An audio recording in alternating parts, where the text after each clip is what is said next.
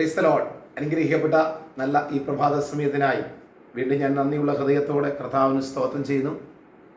നാം രാത്രിയിൽ ശാന്തമായി കിടന്നുറങ്ങി ക്ഷമത്തോടെ പ്രഭാതത്തിൽ ഉണരുവാൻ, നന്ദിയോടെ നമ്മുടെ കർത്താവിനെ സ്തുതിക്കുവാൻ ദൈവം ഒരുക്കിയ നല്ല അവസരത്തിനായി നമുക്ക് നന്ദിയോടെ കർത്താവിന് സ്തോത്രം ചെയ്യാം.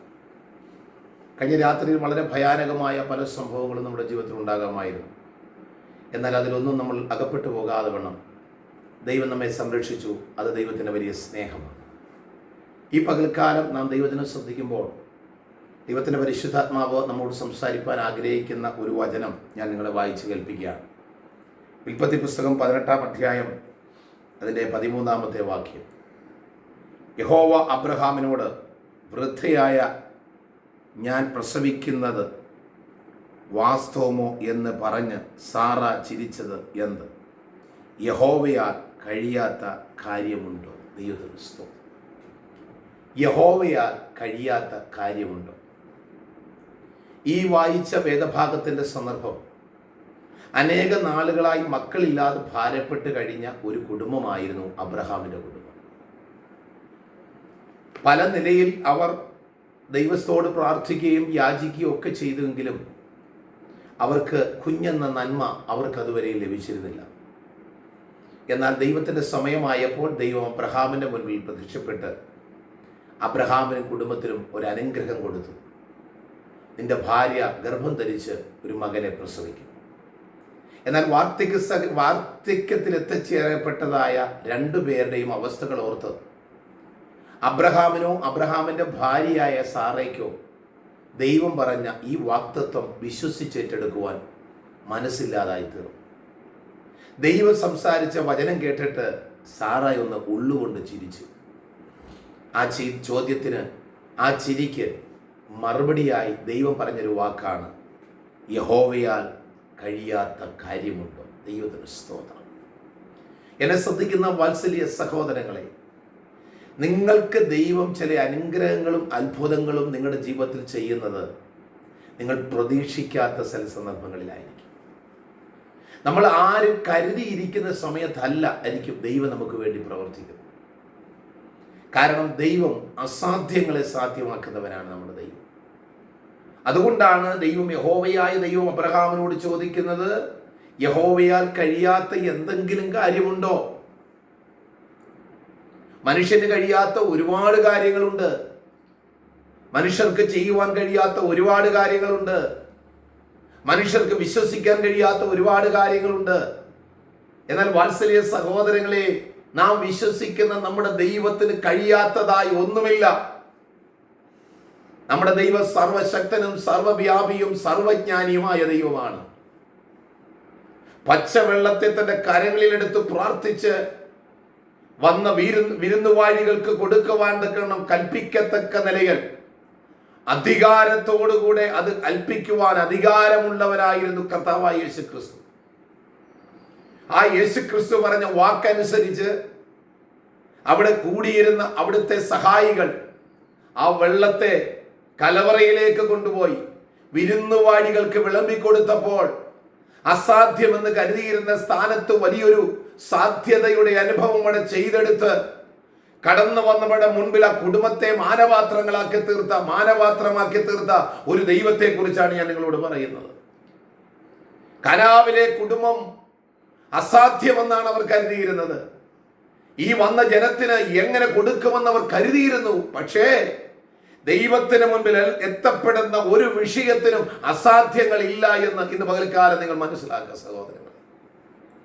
5 അപ്പവും 2 മീനും തന്റെ കൈകളിൽ എടുത്ത് പ്രാർത്ഥിച്ച് ശിഷ്യന്മാരുടെ കയ്യിലേക്ക് കൊടുക്കുമ്പോൾ ശിഷ്യന്മാർ കരുതിയില്ല മുൻപിലുള്ള നൂറുകണക്കിന് ആയിരക്കണക്കിന് നിൽക്കുന്ന ജനത്തിന് ഇത്രയും കൊണ്ട് കഴിച്ച് തൃപ്തി പ്രാപിപ്പാൻ കഴിയുമെന്ന്.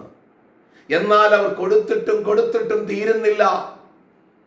എല്ലാവരും കഴിച്ചതിന് ശേഷവും 12 കൊട്ട നിറച്ചെടുക്കത്തക്ക നിലയിൽ അത്ഭുതാവകമായ ഒരു ദൈവത്തിന്റെ പ്രവൃത്തി അവിടെ വെളിപ്പെട്ടെങ്കിൽ ഇന്ന് പകൽക്കാലം ദൈവത്തിന്റെ പരിശുദ്ധാത്മാവ് നിങ്ങളോട് പറയാൻ എന്നെ ഏൽപ്പിക്കുന്ന വചനമാണ്.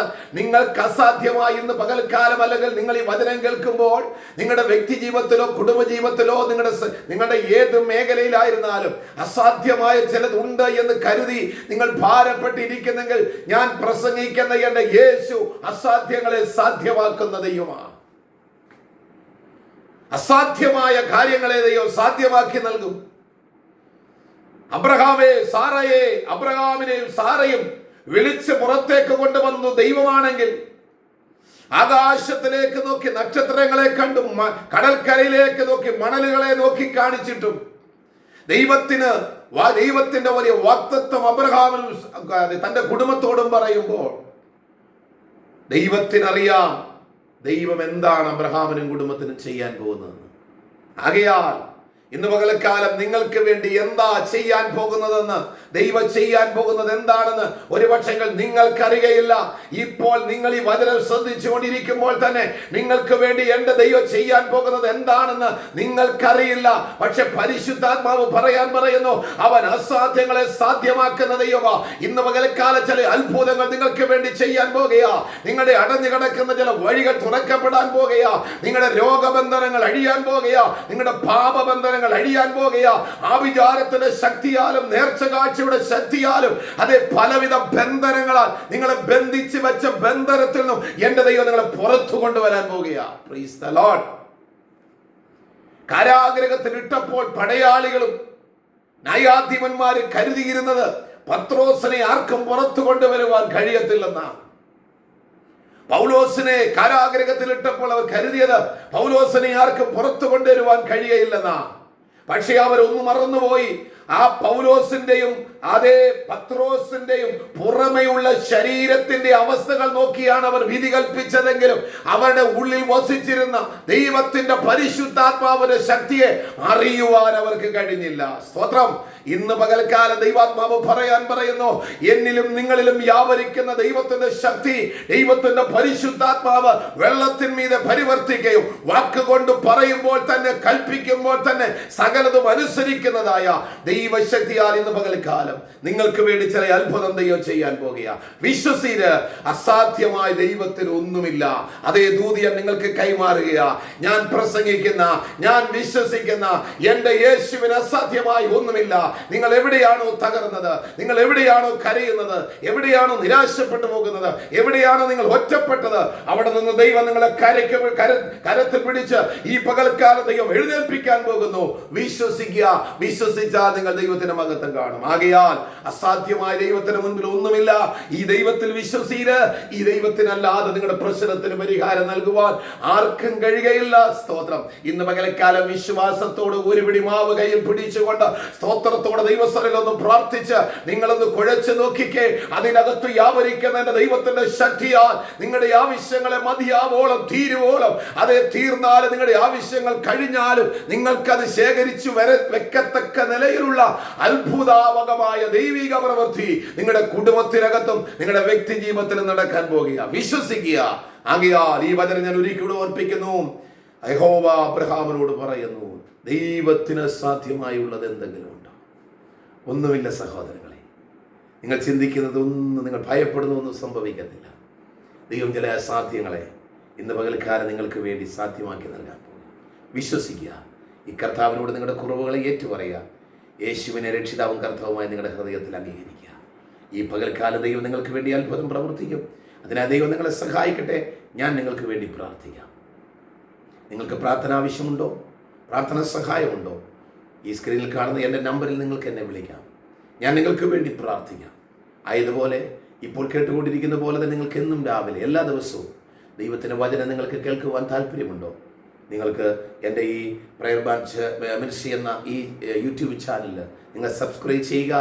നിങ്ങൾക്ക് ഇഷ്ടപ്പെട്ടെങ്കിൽ ഈ വചനം നിങ്ങൾക്ക് ആശ്വാസമായെങ്കിൽ നിങ്ങളുടെ ഫ്രണ്ട്സിന് നിങ്ങളിത് ഷെയർ ചെയ്യുക. ദൈവം നിങ്ങളെല്ലാവരെയും അനുഗ്രഹിക്കട്ടെ. അസാധ്യമായി എൻ്റെ ദൈവത്തിനൊന്നുമില്ല. അസാധ്യങ്ങളെ സാധ്യമാക്കുന്ന ദൈവം ഇന്ന് പകൽക്കാലം നിങ്ങൾക്ക് പല അത്ഭുതങ്ങൾ ദൈവം ചെയ്യും. ഈ വചനങ്ങളാൽ ദൈവം നിങ്ങളെ ഓരോരുത്തരെയും അനുഗ്രഹിക്കുമാറാകട്ടെ. ആമേൻ.